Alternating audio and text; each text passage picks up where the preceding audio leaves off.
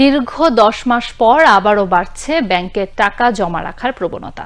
বাংলাদেশ ব্যাংকের তথ্য বলছে গত 2 মাসে 14,000 কোটিরও বেশি টাকা ব্যাংকে ফেরত এসেছে। আর সেপ্টেম্বরের তুলনায় অক্টোবরে ব্যাংক খাতে ফেরত এসেছে 4,500 কোটি টাকা। ব্যাংকাররা বলছে ব্যাংক খাতে সুশাসন নিশ্চিত করা হয়েছে।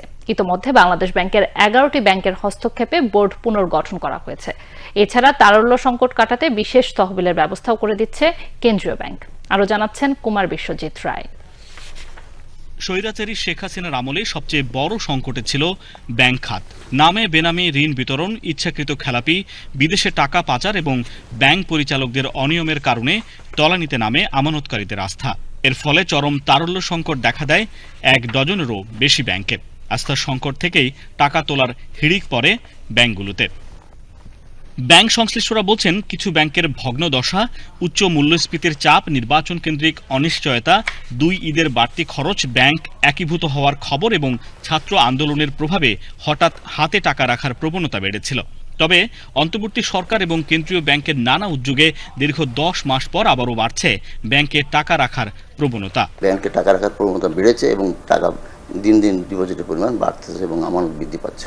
মানুষের যে আস্থাহীনতাটা ছিল সেটা দূরীভূত হয়েছে এবং মানুষ মনে করতেছে যে ব্যাংক এখন স্থিতিশীল অবস্থানে আছে এবং তাদের কাছে টাকা রাখলে আমাদের টাকা নিরাপদ থাকবে। কেন্দ্রীয় ব্যাংকের তথ্য বিশ্লেষণে দেখা যায় গত 2 মাসে 14,000 কোটির বেশি টাকা ব্যাংকে ফিরেছে। আর সেপ্টেম্বরের তুলনায় অক্টোবরে ব্যাংক খাতে ফেরত এসেছে 4,500 কোটি টাকা। জুলাই মাসের মাঝামাঝি সময়ে ব্যাংকিং সেক্টর থেকে সবচেয়ে বেশি টাকা উত্তোলন হয়েছে, অর্থাৎ ব্যাংকের বাইরে টাকা চলে গিয়েছে 3 লক্ষ কোটি টাকার মতো। এবং গত এই অক্টোবর মাসের 30 তারিখের আবার হিসাব নিয়ে আমরা দেখছি যে 2.79 লক্ষ কোটি টাকার মতো এখন বাইরে আছে। তার মানে বোঝা যাচ্ছে যে এখানে 21,000 কোটি টাকা যেটা ব্যাংক থেকে উত্তোলন করা হয়েছিল সেটা আবার ব্যাংকে ফেরত এসেছে। কাজে এটা বোঝা যাচ্ছে যে ব্যাংকের উপর মানুষের আস্থা ধীরে ধীরে বাড়ছে। এদিকে ব্যাংকের গ্রাহকদের প্রয়োজন ছাড়া টাকা না তোলার আহ্বান জানিয়েছে বাংলাদেশ ব্যাংক। নিয়ন্ত্রক সংস্থাটির মুখপাত্র জানান, সংকটে থাকা ব্যাংকগুলোকে গত 1.5 মাসে 5,585 কোটি টাকার তারল্য সহায়তা দেওয়া হয়েছে। অন্যদিকে আস্থা ফেরার পাশাপাশি আমানতের সুদ হার বৃদ্ধি ব্যাংক খাতে গ্রাহক ফেরাতে ভূমিকা রাখছে বলে মনে করেন ব্যাংকাররা। বাংলাদেশ ব্যাংকের নীতিমালা অনুযায়ী আমরা সর্বোচ্চ সুদের হার নির্ধারণ করেছি এবং মানুষকে সেইভাবে সুযোগ সুবিধা দিয়ে যাচ্ছে এবং তাতে আমাদের আমানত পূর্বের তুলনায় অনেক বেড়েছে এবং এখন ফরেন কারেন্সি যে ঘাটতি ছিল সেটাও অনেকটা দূরীভূত হয়েছে এবং আমাদের তারল্য সংকট যেটা ছিল সেটা কেটে গেছে অনেক আগে। আমরা দেখেছি যে 9টা ব্যাংক ইতিমধ্যে তারল্য সহায়তা গ্রহণ করেছে এবং 11টার চেয়ে বেশি ব্যাংক তারল্য প্রদান করেছে।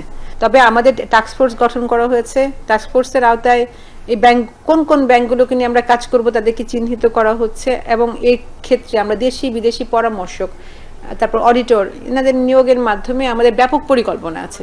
তবে পরিকল্পনার সুফলটা এরকম হবে যে আমাদের ব্যাংকিং সেক্টর দুর্বল থাকবে না। বিশ্লেষকরা বলছেন ব্যাংকিং ব্যবস্থার বাইরে নগদ টাকার পরিমাণ বাড়ার প্রবণতা মুদ্রা সরবরাহ ব্যবস্থায় প্রভাব ফেলে। তাই মূল্যস্ফীতি নিয়ন্ত্রণ ও অর্থনৈতিক স্থিতিশীলতা ধরে রাখতে ব্যাংকে আমানত বাড়ানোর উপর গুরুত্ব দিতে হবে।